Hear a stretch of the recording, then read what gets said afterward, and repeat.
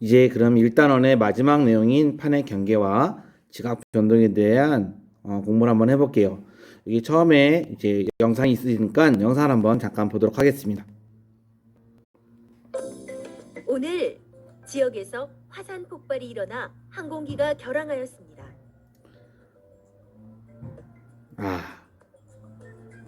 지난번에도 이 근처에서 화산이 폭발했는데 오늘도?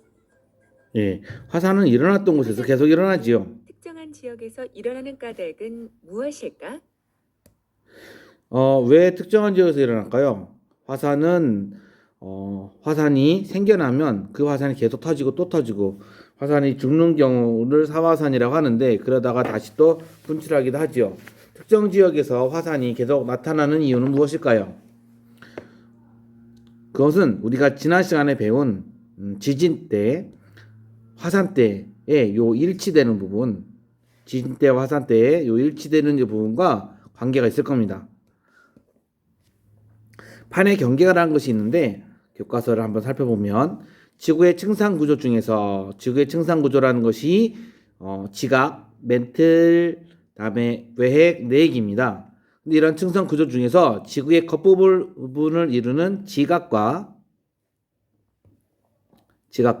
멘틀의 윗부분은 단단한 암석으로 되어 있다고 해서 여기를 우리는 암석권이라고 해요. 그리고 이 암석권 바닥 쪽, 아래쪽은 연약권이라고 합니다. 예. 근데 이 암석권이 어떻게 구성이 되어 있냐? 여러 개의 작은 조각으로 나눠져 있다라고 되어 있습니다. 여러 개의 크고 작은 조각으로 나눠져 있다. 이 암석권이. 그다음에 이러한 조각을 판이라고 합니다. 그리고 이러한 판은 움직이기도 하는데 판이 움직일 때 그 판의 경계에서 스치거나 멀어지거나 아니면 서로 충돌하거나 이런 것들이 생겨납니다. 교과서 아래쪽에 판에 대한 그런 사진들이 나와 있는데 살펴보면 이렇습니다. 태평양판은 태평양 바다 아래쪽에 있고요. 필리핀 섬들이 있는 필리핀판, 다음에 나스카판, 남아메리카판, 북아메리카판, 유라시아판 이렇게 판들이 무척 많이 있어요. 예. 한번 세볼까요? 전체적으로 판의 수를 잠깐 체크를 한번 해보면 하나, 둘, 셋, 넷, 다섯, 여섯, 일곱, 여덟, 아홉, 열, 열하나, 열둘, 열세 개가 되겠네요. 유라시아판 아까 제가 체크했으니까요. 13개의 판으로 나눠져 있다. 물론 이 판 중에 큰 판만이고요. 더 작은 판들도 있어요. 더 작은 판이 어떤 거냐? 요런 판들, 더 작은 판들이 존재합니다. 예. 이렇게 작은 판들로, 여러 개의 판들로 나눠져 있는데, 이런 암석권이 움직여요. 움직이는 증거가 대륙이동설이 있죠. 대륙이동설이 있었죠. 대륙이 움직인 것은 판이 움직인다는 뜻입니다. 그러면 그림을 한번 그려보면 이렇게 될 수가 있죠. 그러니까 지구의 지각이 이렇게 있을 때, 지각의 여기를 지각이라고 하고요. 이 아래를 멘틀이라고 하는데 멘틀 특정한 부분까지는 상부 멘틀은 단단한 암석이라서 이만큼 덩어리가 판이 하나 있는 거예요. 그리고 이만큼 덩어리에 또 다른 판이 있는 거예요. 이 판이 이렇게 움직이고 이렇게 움직이면 서로 멀어지겠죠. 이렇게 움직이고 이렇게 부딪히면 부딪히겠죠. 멀어지고 이러한 판의 움직임이 생겨나는데 이러한 판의 움직임 때문에 지진도 생기고요. 다음에 화산도 생기는 겁니다. 그러면 한번 영상을 하나 더 보도록 할게요. 지구의 판을 설명한 건데 지구가 이렇게 되어 있더라 하더라도 바닷물이 증발해보면 여러 가지 판으로 나눠져 있는 것을 알 수가 있습니다. 예, 특히 이 부분 태평양판이 보이죠? 그리고 이러한 태평양판과 판의 붉은색 부분이 바로 판의 경계면들이 되겠고요. 이러한 경계면에서 지진과 화산이 발달하고 있습니다. 자주 생겨난다는 뜻입니다. 그래서 지진과 화산 활동이 일어나는 곳이 판의 경계면이란 겁니다. 지진과 화산 활동은 주로 판의 경계 부분에서 주로입니다. 일어나기 때문에 지진 때와 화산 때와 판의 경계면을 합쳐보면 비슷하게 일치가 되는 것을 확인할 수 있어요. 지진 때와 화산 때를 한번 교과서에서 확인해 보면 지진 때가 파란색으로 표시가 되고 화산 때가 붉은 색깔로 표시되고 판의 경계가 표시가 되죠. 이거 다 일치가 되는 것을 어느 정도 일치가 되는 것을 여러분들이 확인할 수가 있습니다. 다행히도 우리나라는 판의 안쪽에 있어요. 그래서 지진이나 화산 활동 피해가 자주 있는 편은 아니지만 일본 같은 경우 판의 경계면에 있어서 지진과 화산 활동 피해가 많이 발생하지요. 최근에 경주에서도 일어났고 큰 지진이 발생되고 있기 때문에 안전한 지역은 아니지만 그래도 일본보단 낫다고 되고 지진대 위에 화산대 위에 있는 나라보다는 우리나라가 조금은 안전합니다. 그래도 항상 안전적으로 대비를 해야 되겠지요. 우리나라의 지진 기록도 오른쪽에 나와 있고요.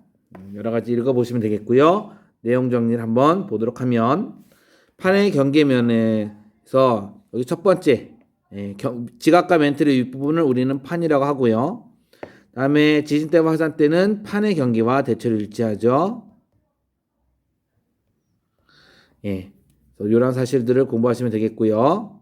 다음에 한번 문제를 풀어보면 지진 때와 화산 때가 거의 일치하는 것은 판의 경계에서 지진과 화산이 모두 발생하기 때문이죠. 그래서 마지막 것이 되겠고요. 다음에 판에 대한 설명한 것을 모두 옳은 것을 골라라라고 되어 있는데 우리나라 동해는 유라시아판과 태평양판이 만나는 경계가 존재한다가 아니라 이건 일본이 되겠죠. 이건 일본. 일본은 여러 개의 판이 만난 곳에 있어서 지진이 자주 발생하고요. 다음에 우리나라는 판의 경계에서 약간 벗어나 있기 때문에 일본보다 적게 발생을 하게 되겠지요. 그래서 니은과 디귿이 답이 되도록 하겠습니다.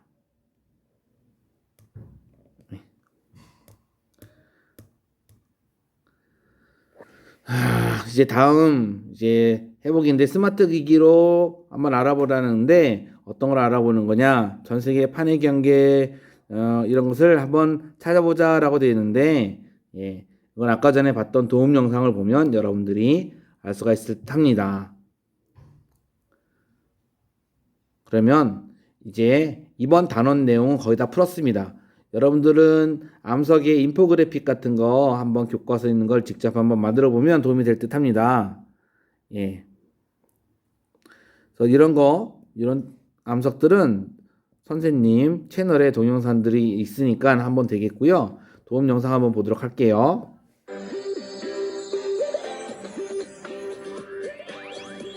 픽토그램이라는 현상이 그러니까 표현 방법이에요.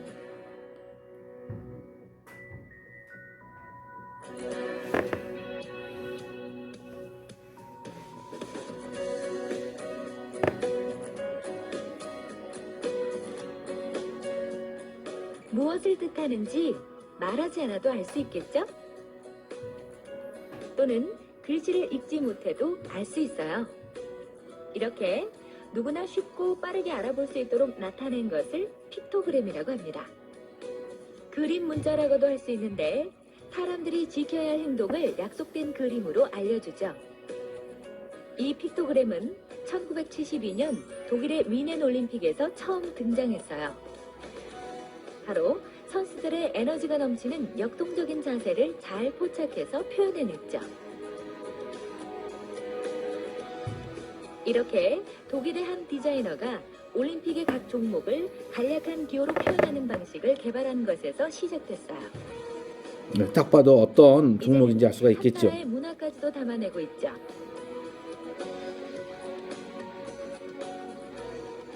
아테네 올림픽 때 사용된 픽토그램이에요.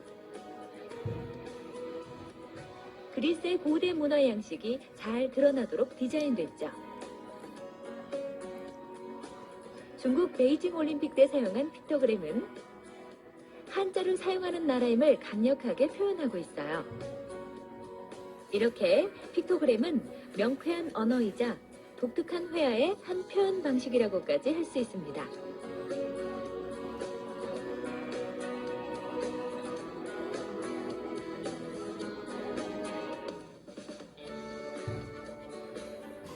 올림픽 종목을 표현하는데 그치지 않고 이제는 우리 주변에서도 쉽게 볼 수 있죠. 지하철 안에서 쉽게 볼 수 있는 픽토그램들입니다.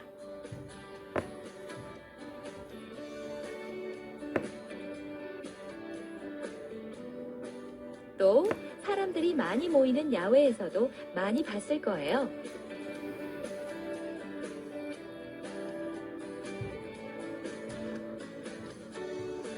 실내 공간에서도 위치를 알려주거나 주의를 주는 픽토그램을 쉽게 찾을 수 있죠.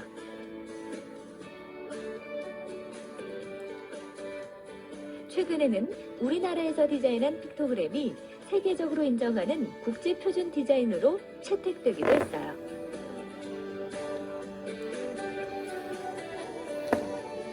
이제 픽토그램은 편리한 기능은 물론 미술적으로도 뛰어난 작품으로 발전하고 있답니다.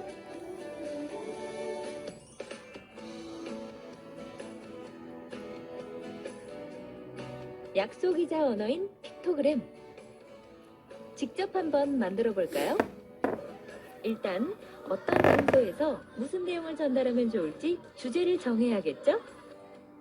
복도에서 떼지 않기를 의미하는 픽토그램을 만들어 보기로 해요.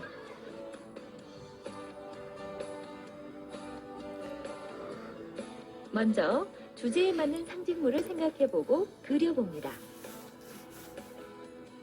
가장 전달이 잘 될 수 있는 적합한 모양을 골라서 형태를 디자인합니다. 이때 단순한 선과 면으로 표현해야 해요. 이제 포스터 물감으로 꼼꼼하게 색칠해줍니다.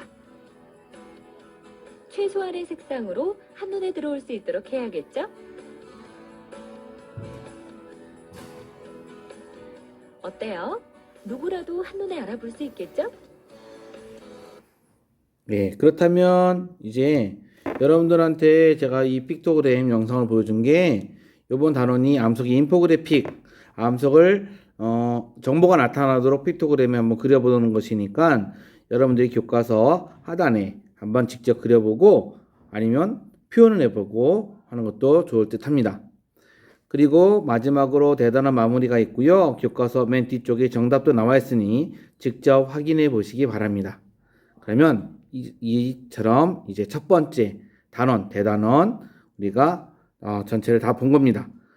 수고하셨고요. 이제 잠시 뒤 곧 6월 달이 되면 1학년 학생들도 등교할 테니까 기운 내시기 바라겠습니다. 그러면 1단원을 마치도록 하겠습니다.